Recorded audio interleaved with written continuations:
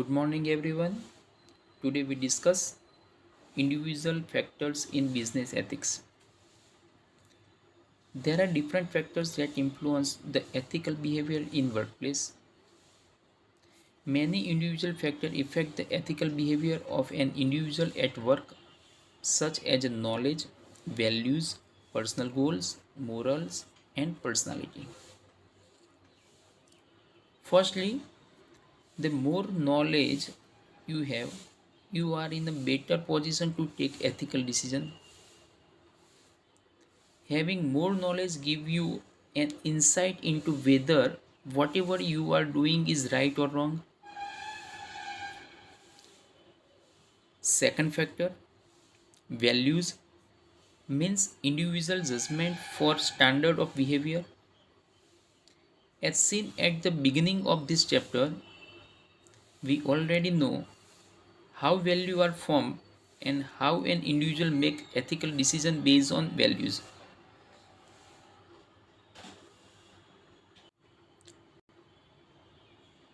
So individual factor in business ethics means એનો અર્થ એવો થાય છે કે વ્યાપાર નીતિશાસ્ત્રમાં વ્યક્તિગત પરિબળોની અસર. જ્યારે કોઈ આપણે વેપાર કે કોઈ બિઝનેસ કરતા હોય ત્યાં આગળ આપણા વ્યક્તિગત પરિબળોની અસર શું છે તે આપણે જાણીએ. કાર્યસ્થળમાં નૈતિક વર્તણૂકને પ્રભાવિત કરતા વિવિધ પરિબળો છે. જ્યારે આપણે કોઈ પણ જગ્યાએ કાર્ય કરતા હોય ત્યાં આગળ આપણી નૈતિક વર્તણૂકને પ્રભાવિત કરતા વિવિધ પરિબળો છે. ઘણા વ્યક્તિગત પરિબળો કાર્યસ્થળ પર વ્યક્તિના નૈતિક વર્તનને અસર કરે છે, જેમ કે જ્ઞાન, મૂલ્યો, વ્યક્તિગત ધ્યેયો, નૈતિકતા અને વ્યક્તિત્વ. આ બધા પરિબળો છે જે પોતાના પર્સનલ મીન્સ વ્યક્તિગતને નૈતિક વર્તન પર અસર કરે છે. પ્રથમ છે જ્ઞાન. એટલે કે તમારી પાસે જેટલું વધુ જ્ઞાન હશે તેમ તમે વધુ સારી રીતે નૈતિક નિર્ણય લેવા માટે પ્રબળ છો. જેટલું તમારી જોડે વધુ જ્ઞાન હશે તેટલું સારી રીતે નૈતિક નિર્ણયો લઈ શકશો. વધુ જ્ઞાન મેળવવાથી તમે જે પણ કરી રહ્યા છો અને તે સાચું છે કે ખોટું છે તેની સમજણ પણ આપે છે. બીજું પરિબળ છે કે મૂલ્યો. વર્તનના ધોરણ માટે વ્યક્તિનો નિર્ણય છે. વ્યક્તિના ધોરણો માટે વ્યક્તિનો પોતાનો નિર્ણય હોય છે. આ પ્રકરણની શરૂઆતમાં આપણે જોયું કે આપણે પહેલેથી જ જાણીએ છીએ કે મૂલ્યો કેવી રીતે રચાય છે, આપણા મૂલ્યો કેવી રીતે બને છે અને વ્યક્તિ મૂલ્યોના આધારે નૈતિક નિર્ણય કેવી રીતે લે છે.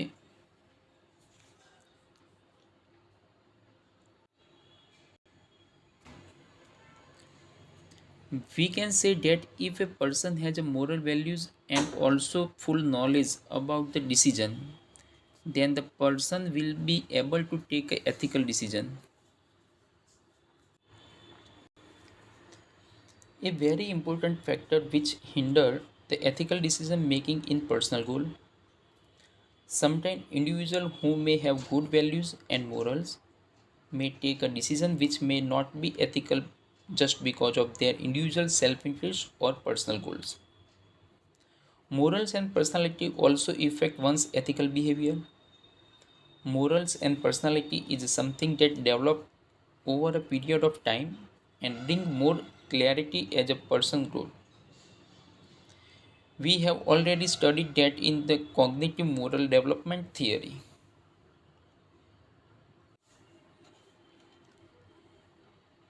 તો અહીં આપણે કહીએ છીએ કે જો કોઈ વ્યક્તિ નૈતિક મૂલ્યો ધરાવે છે અને નિર્ણય વિશે સંપૂર્ણ જાણકારી પણ ધરાવે છે તો તે વ્યક્તિ નૈતિક નિર્ણય લઈ શકે છે.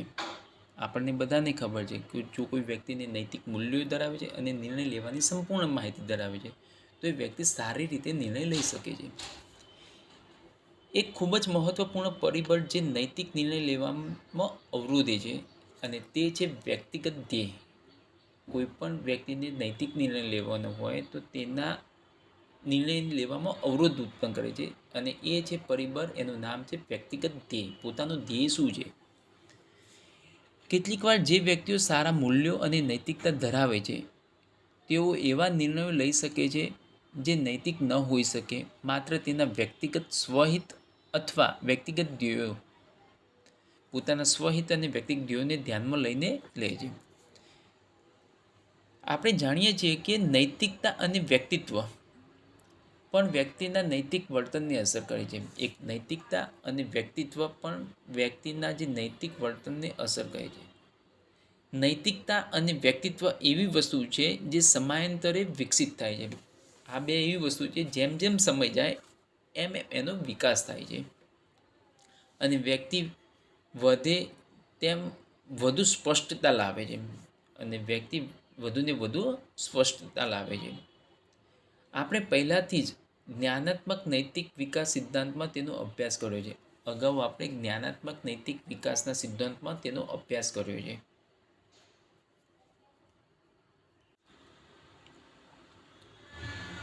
As the individual ethic decision making is a very dynamic and the actual reason behind ethical or unethical action cannot be identified, it becomes important for companies to have in place politics and proper system that ensure that employees adhere to this standard.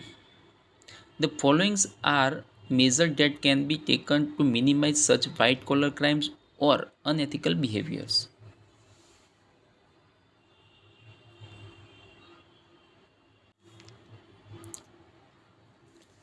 એટલે કે આપણે જાણીએ છીએ કે વ્યક્તિગત નૈતિક નિર્ણય લેવાની પ્રક્રિયા ખૂબ જ ગતિશીલ છે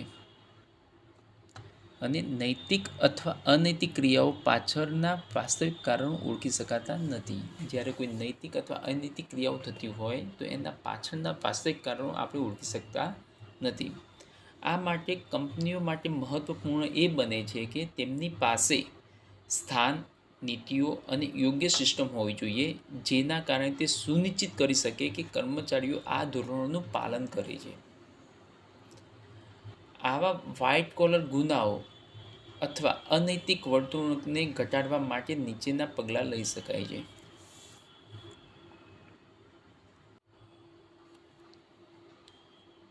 number 1, employee scrutiny. Employee may be working since years. It is important to check the credential of the employee. While hiring employees, employer miss out on checking the honesty or moral part of candidates, focusing only on the qualification and experience. એટલે કર્મચારીની ચકાસણી કરવી. જ્યારે કર્મચારીઓ ઘણા વર્ષોથી કામ કરતા હોવા છતાં કર્મચારીના ઓળખપત્રની તપાસ કરવી મહત્વપૂર્ણ છે. જ્યારે કંપનીમાં કોઈ કર્મચારી ઘણા વર્ષોથી નોકરી કરે છે છતાં પણ એમના ઓળખપત્રની તપાસ કરવી એક મહત્વપૂર્ણ કાર્ય છે. કારણ કે જ્યારે કર્મચારીઓની ભરતી કરતી વખતે નોકરીદાતાઓ ઉમેદવારની પ્રામાણિકતા અને નૈતિક ભાગને તપાસતા નથી, ત્યારે માત્ર તેઓ એની લાયકાત અને અનુભવ પર ધ્યાન કેન્દ્રિત કરે છે.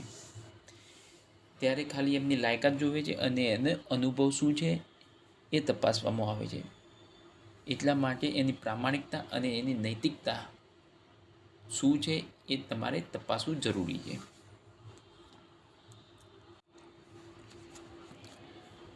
Number 2, maintain a strict distribution of work. It is important financial decisions. If the tasks are clearly distributed and not carried out by only one person, then the minimize the chances of fraud. એટલે કે જ્યારે આપણે કોઈ પણ કામનું distribution કરીએ છીએ તેના ઉપર કડક વલણ રાખવું જોઈએ. જો મહત્વપૂર્ણ નાણાકીય નિર્ણયોમાં જો કાર્યો સ્પષ્ટ રીતે વહેંચવામાં આવે અને માત્ર એક જ વ્યક્તિ દ્વારા હાથ ધરવામાં ન આવે તો તે છેતરપિંડીની શક્યતાઓને ઘટાડે છે. જ્યારે કોઈ પણ નાણાકીય નિર્ણયો લેવાના હોય અને આપણે સ્પષ્ટ રીતે વહેંચ્યા હોય પરંતુ એક જ માત્ર વ્યક્તિના હાથમાં ના હોય, એ ઘણા લોકોને ધ્યાનમાં રાખીને નિર્ણય લેવામાં આવે છે, ત્યારે છેતરપિંડીના જે કેસ બને છે એમાં ઘટાડો થાય છે.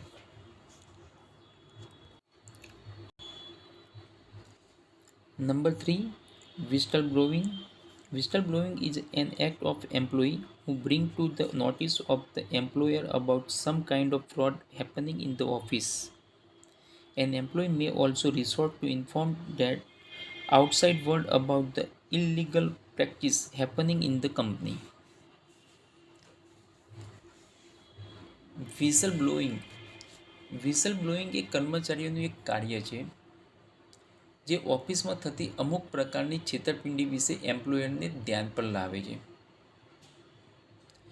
કર્મચારી બહારની દુનિયાને કંપનીમાં ચાલી રહેલી ગેરકાયદેસર પ્રથાઓ વિશે જાણ કરવા માટે પણ આશરો લઈ શકે છે.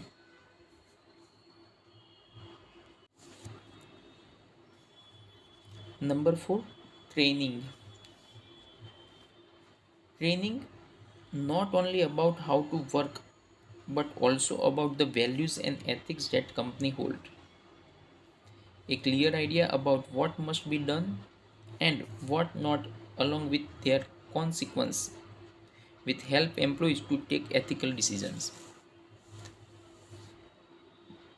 Training means તાલીમ મીન્સ પ્રશિક્ષણ આપવું. આપણા જે કર્મચારીઓ હોય કંપનીના એમને તાલીમ આપવામાં આવે છે. તાલીમ માત્ર કેવી રીતે કામ કરવું એના વિશે નહીં પરંતુ કંપનીના મૂલ્યો અને નીતિશાસ્ત્ર વિશે પણ હોવી જોઈએ. ખાલી કામ કરવા માટેની તાલીમ ના હોવી જોઈએ પરંતુ કંપનીના મૂલ્યો શું છે અને એનું નીતિશાસ્ત્ર શું છે એના વિશે પણ હોવું જોઈએ. તથા શું કરવું જોઈએ અને શું નહીં કરવું તેના પરિણામો સાથેનો સ્પષ્ટ ખ્યાલ કર્મચારીઓને તેના નૈતિક નિર્ણયો લેવામાં મદદ કરે છે.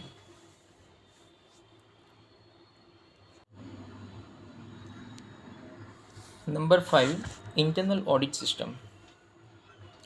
Many organizations neglect this activity as it is directly not related to profit making. But it is very essential to have an internal audit system so that if any wrongdoing happens, it is brought to notice way ahead of its consequences. Not only that, having such a system in place and even prioritizing it motivates employees to adhere to the rules. Internal audit system એટલે કે આંતરિક તપાસ સિસ્ટમની અંદરની તપાસ કરવી. કંપનીની અંદર શું ચાલી રહ્યું છે એ જાણવાનું. ઘણી સંસ્થાઓ એવી છે કે જે આ જે પ્રક્રિયા છે એ સીધા નફા જોડે સંબંધિત ન હોવાને કારણે આ પ્રવૃત્તિને એવોઇડ કરે છે. મીન્સ સિસ્ટમને બહાર લે છે, કરતા નથી આ ક્રિયાને કારણ કે તે નફા સાથે જોડાયેલી નથી. પરંતુ આંતરિક ઓડિટ કરવાથી આખી સિસ્ટમ વિશે જાણી શકાય છે. જો સિસ્ટમમાં કંઈક ખોટું કામ થઈ રહ્યું છે તો તેને ધ્યાનમાં લેવામાં આવે છે જેના કારણે પરિણામોની કંઈક સારી એવી અસર પડે. એટલું જ નહીં, જો આંતરિક ઓડિટ કરવામાં આવે તો તેની પ્રાથમિકતાના કારણે કર્મચારીઓ તેના નિયમોનું પાલન કરવા તરફ પ્રેરાય છે.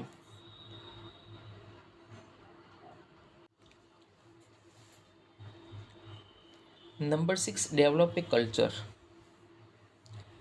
Ethics must be talked about by influencing people of the organization like the manager, CEO, director, etc. A culture must be developed where every meeting traces on the value system of the organization. The more and more people hear about it, it gets ingredient in them and they start behaving in the manner. Number 6, સંસ્કૃતિનો વિકાસ કરો. એટલે કંપનીની કોઈ એક સંસ્કૃતિ બનાવો અને એનો વિકાસ કરો. સંસ્થાના પ્રભાવશાળી લોકો જેમ કે મેનેજર હોય, સીઈઓ છે કે ડાયરેક્ટર છે વગેરે દ્વારા નૈતિકતા વિશે વાત કરવી જોઈએ. આ દરેક લોકોએ નૈતિકતા વિશે વાત કરવી જોઈએ જેથી કરીને એક સંસ્કૃતિનો વિકાસ થાય. અને જ્યારે એક સંસ્કૃતિ વિકાસ થાય છે ત્યારે દરેક મીટિંગ સંસ્થાની મૂલ્ય પ્રણાલી પર ભાર મૂકે છે. ત્યારે દરેક મિટિંગમાં સંસ્થાની મૂલ્ય શું છે એની પ્રણાલી પર ભાર મુકાય છે, જેથી કરીને વધુને વધુ લોકો તેના વિશે સાંભળે છે અને તેની સાથે જોડાય છે અને તેઓ તે રીતે વર્તન કરવાનું શરૂ કરે છે. આના કારણે કંપનીનો સારો એવો વિકાસ થાય છે, એટલે કે કંપનીમાં એક સંસ્કૃતિનો વિકાસ કરવો જરૂરી છે. આ દરેક કારણોના કારણે કંપનીમાં જે વ્હાઇટ કોલર ક્રાઇમ થાય છે કે અનએથિકલ બિહેવિયર થાય છે તેમાં ઘટાડો લાવી શકાય છે.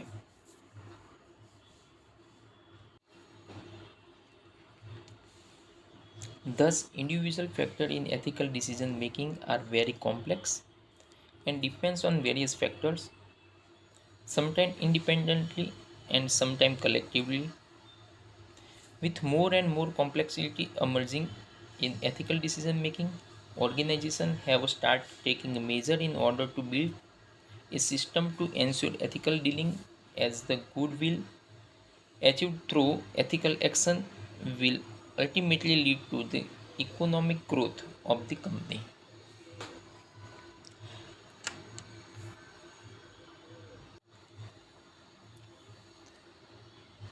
આમ નૈતિક નિર્ણય લેવામાં વ્યક્તિગત પરિબળો ખૂબ જ જટિલ હોય છે. જ્યારે નૈતિક નિર્ણય લેવા હોય ત્યારે તેના વ્યક્તિગત પરિબળો ખૂબ જટિલ હોય છે અને તે વિવિધ પરિબળો પર આધાર રાખે છે. ક્યારેક સ્વતંત્ર રીતે અને ક્યારેક સામૂહિક રીતે. નૈતિક નિર્ણયો લેવામાં વધુને વધુ જટિલતા ઊભી કરી છે.